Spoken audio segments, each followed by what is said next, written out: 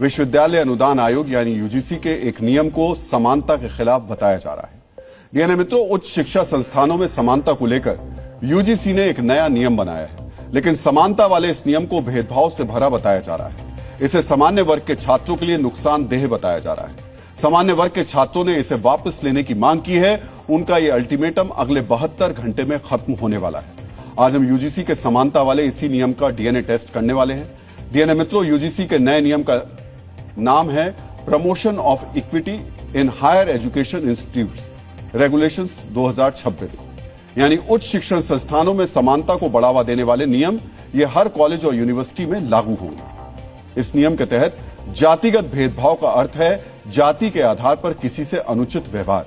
SC ST के साथ साथ ओबीसी को भी जातिगत भेदभाव की परिभाषा में शामिल किया गया है, यानी इन समुदायों के साथ भेदभाव की स्थिति में कार्रवाई होगी। 2012 के यूजीसी के नियमों में ओबीसी शामिल नहीं थे। नियम के तहत सभी उच्च शिक्षा संस्थानों को समानता समिति गठित करनी होगी, जिसमें एससी एसटी ओबीसी और महिलाओं के प्रतिनिधि शामिल होंगे। शिकायतों के लिए हेल्पलाइन और सख्त समय सीमा होगी।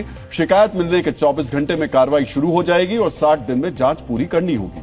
दोष साबित होने पर आरोपी के खिलाफ चेतावनी, जुर्माना, निलंबन या निष्कासन जैसी कार्रवाई होगी। डीएनए मित्रों, यह नियम सुप्रीम कोर्ट के निर्देशों के बाद बनाए गए।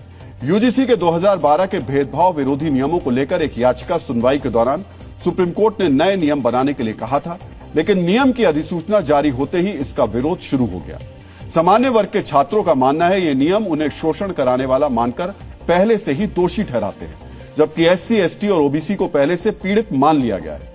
अगर कोई सामान्य वर्ग का छात्र जाति आधारित भेदभाव का शिकार होता है तो उसके लिए कोई सुरक्षा नहीं है। झूठी शिकायतों से करियर बर्बाद होने का खतरा भी है।